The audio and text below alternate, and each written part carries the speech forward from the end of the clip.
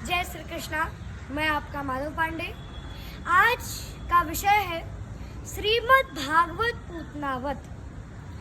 भगवान श्री कृष्ण मैया यशोदा और नंद बाबा के प्रांगण में पालने में झूला झूल रहे थे। कंस ने भगवान को मारने की अनंत विधि रचा और पूतना को भी भगवान श्री कृष्ण को मारने के लिए भेजा। पूतना का आगमन हुआ। कंसेन प्रीता घोरा पूतना बाल घातिनी शिशोंश्च चारणिगन्ति पुरग्राम प्रजादिषु। अर्थात कंस के द्वारा भेजी गई पूतना नाम की राक्षसी जो छोटे छोटे बच्चों को मारती हुई नगर में प्रवेश कर रही थी, फिर मायावी रूप से सुंदर स्त्री बनकर गोकुल नगर में प्रवेश कर जाती है। पूतना लोग बालाग्नि राक्षसी रुतिरासना जिघंसयपि हरे स्तनं दत्वा पार्षद गति। अर्थात पूतना सदैव ही बालकों की खून की प्यासी रहती थी और इसी अभिलाषा से वो भगवान श्री कृष्ण को मारने आई थी, किंतु उसे स्तनपान कराने से उसे सर्वोच्च माता की गति प्राप्त हुई। तो भला इस विषय में क्या कहा जाए। जब माता पूतना रति श्रृंगार करके भगवान श्री कृष्ण के पास पहुंचती है तो भगवान श्री कृष्ण अपने नयन को मोड़ लेते हैं, अपने दोनों नेत्र बंद कर लेते हैं। आखिर भगवान श्री कृष्ण ने ऐसा क्यों किया? क्यों पूतना को देखकर अपने दोनों नेत्र बंद कर लिए? इस तथ्य की पुष्टि कवियों ने अनेक प्रकार से की। नंबर 1, भगवान श्री कृष्ण को रति श्रृंगार अति प्रिय थे। अगर कन्हैया पूतना से अपने नयन को मिलाते तो उनसे प्रीति हो जाती, और जिससे प्रीति हो जाती है, प्रेम हो जाता है, उसका वध नहीं किया जाता। नंबर 2, कन्हैया के सामने किसी प्रकार की माया नहीं टिकती, तो कृष्ण ने सोचा कि यदि मैंने इसके सामने नेत्र खोल दिए तो इसका राक्षस रूप प्रकट हो जाएगा, जिसे देखकर मेरी मैया डर जाएगी। नंबर 3, प्रभु ने सोचा कि मेरी प्राप्ति तो किसी साधन के बिना नहीं हो सकती।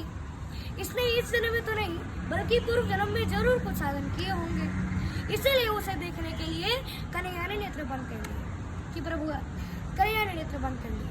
नंबर 4, कन्हैया ने सोचा कि मैं तो गोकुल में माखन मिश्री खाने आया था, परंतु आज तो चढ़वे दिन ही विष पीने का अवसर आ गया, और विष पीने का अभ्यास मेरा नहीं बल्कि भगवान शिव का है।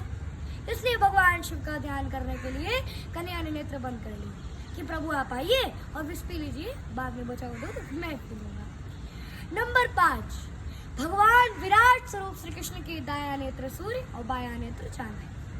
मानो सूर्य और चंद्र ने भगवान श्री कृष्ण से कहा कि हे प्रभु, आप इस राक्षसी को कोई भी अति दे दे, परंतु हम अपने मार्ग से इसे बिल्कुल नहीं जाने देंगे। नंबर 6, प्रभु ने सोचा कि इसने माता का रूप भले धारण कर रखा है, परंतु इसके हृदय में क्रूरता भरी हुई है, इसलिए ऐसी स्त्री का मुख नहीं देखना चाहिए।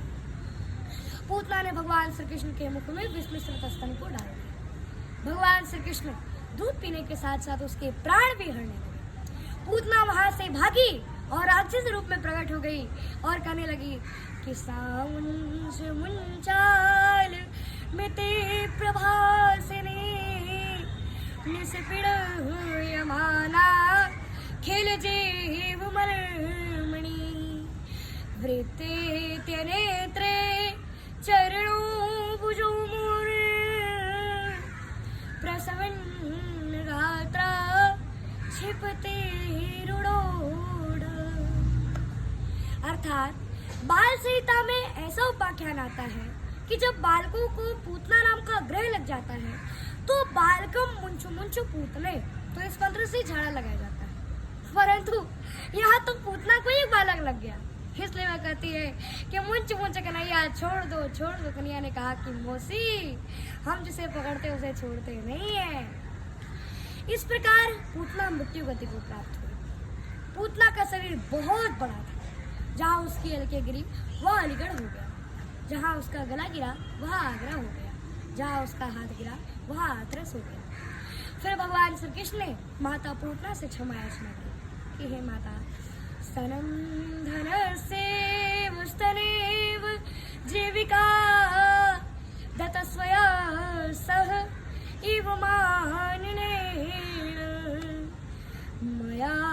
पीतो म्रियते यदि त्वया तो किं वा ममाह स्वमेव कथिताम्।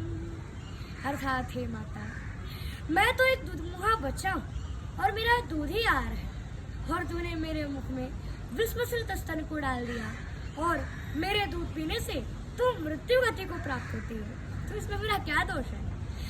स्वमेव कथ्यताम किंवा माघ, इसमें मेरा क्या दोष है, क्या कसूर है, क्या अपराध है माता? तुम ही बताओ माता, इसमें मेरा क्या अपराध है? और इतना ही नहीं, बल्कि माता पूतना को धात्रोचिताम गतिम लेवे कि अहो बकीयम सनकालकूटम जिघांसया पाययद विसादवी लेभे गतिम धा त्रिशतां ततोऽन्यं तो किं वा दयालुं शरणं व्रजेम। अन्यार्थ, अहो बकीयम, भला बकासुर की बहन पूतना ने जिघान से मने ईर्ष्यावश स्तन कालकूटे, अपने स्तन में कालकूट जहर लगाकर श्री कृष्ण मुखे अपायतत, श्री कृष्ण के मुख में डाल दिया। अभी असाध्वी दुष्टाम, फिर भी उस साध्वी दुष्टा को भगवान श्री कृष्ण ने धात्रोचिताम गतिम लेभे, माता की गति प्रदान कर दी, तो किम वा दयालु शरणम ब्रजेम, तो ऐसे दयालु को छोड़कर हम किसी और के शरण में क्यों जाए। एक बार बोलिए उन्नॉन वेरी लाल की जय।